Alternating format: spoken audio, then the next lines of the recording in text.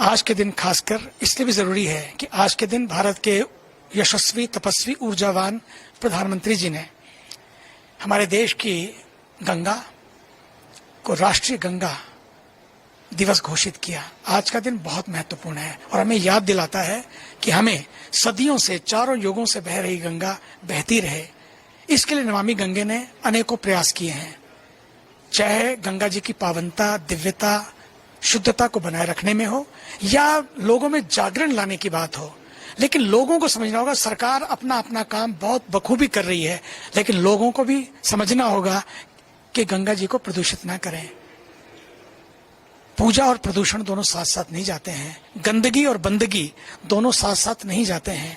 इसलिए मेरी गंदगी मेरी जिम्मेदारी,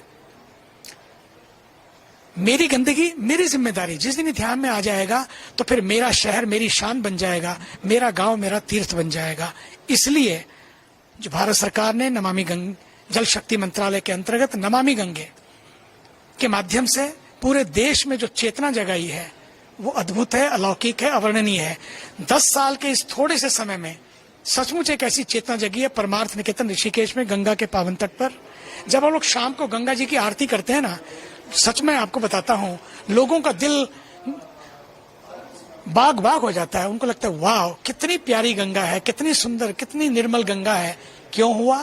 क्योंकि नमामि गंगे ने इसके लिए प्रयास किया। उनके प्रयास की वजह से ही आज गंगा जी का प्रसाद निर्मलता के रूप में, दिव्यता के रूप में हमें मिल रहा है। अब हमें यमुना के लिए भी, क्योंकि हम दिल्ली में हैं, अब यमुना की बारी है। अब यमुना के लिए हमें सबको जुटना होगा, क्योंकि नदियां सबकी हैं, नदियां किसी एक की नहीं है। नदियों ने सबको जल दिया है। जब सबको जल दिया है, सबको जीवन दिया है, तो हम नदियों, लोगों को भी जुड़ना होगा। उन्होंने चाहे श्यामलाल का खेत हो या सलमान का खेत हो, या वो साइमन का खेत हो या सोहन सिंह का खेत हो, क्या नदियों ने कोई भेदभाव किया? नहीं, क्योंकि वो सबकी हैं। कभी कोई छुट्टी नहीं ली। No vacation, no discrimination and no hesitation, no expectation. ये नदियों की कथा है, तो वाई नॉट अब नदियों की कथा की व्यथा को भी हम समझें। कथा तो हमने बहुत गाई, अब नदियों की व्यथा को भी समझें कि नदियां करा रही हैं, नदियां पीड़ित हैं, बोझिल हैं। नदियों ने बोला, मंत्र दिए हमको, लेकिन अब समय आया है हम भी नदियों के लिए बोलना शुरू करें, नदियों के लिए जागना और जगाना शुरू करें। और भारत सरकार ने जागरण का बहुत बड़ा काम किया है, लेकिन अब हमारी भी जिम्मेदारी है, सरकार अपना काम करे और हम सब मिलकर अपना अपना काम करें। तभी भारत के प्रधानमंत्री जी कहते हैं 145 करोड़ लोग अगर खड़े हो जाएं, संकल्प कर लें, कुछ भी असंभव नहीं है भारत के लिए, क्योंकि सारे जहां से अच्छा ये प्यारा भारत हमारा। जय गंगे, जय भारत। सर, कल टेंपल में जो वायलेंस हुआ, उस पे आपकी क्या? बड़ा दुर्भाग्यपूर्ण घटना है।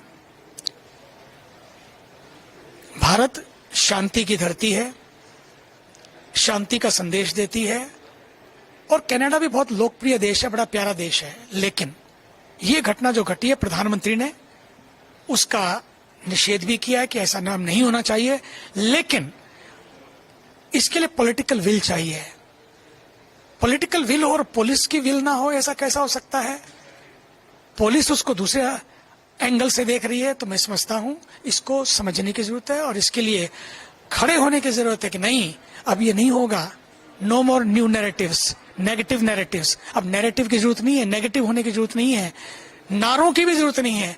अब तो कुछ नया घड़ने की जरूरत है, कुछ नया चुनना, कुछ नया सुनना, कुछ नया बुनने की जरूरत है, जिससे देश जो विश्व शांति के रस पर, विश्व निर्माण के पथ पर जा रहा है। देखिए कहाँ कितने युद्ध हो रहे हैं, क्या निकला, क्या मिला।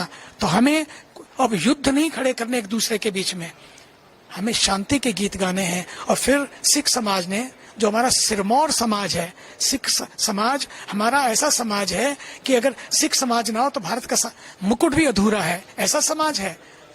लेकिन अब ऐसे मामले में हम लोग को, जब ऐसी स्थिति है, तो हम सिख समाज को मैं इतना ही कहना चाहूंगा कि आइए हम सब मिलकर, सब जुड़कर एक साथ चले, एक साथ। ओ प्रभु, अगर आप ये वीडियो YouTube पर देख रहे हैं तो हमारे चैनल को सब्सक्राइब करें और बेल आइकन को दबाना ना भूलें। अगर आप Facebook पर ये वीडियो देख रहे हैं तो हमारे पेज को लाइक करें।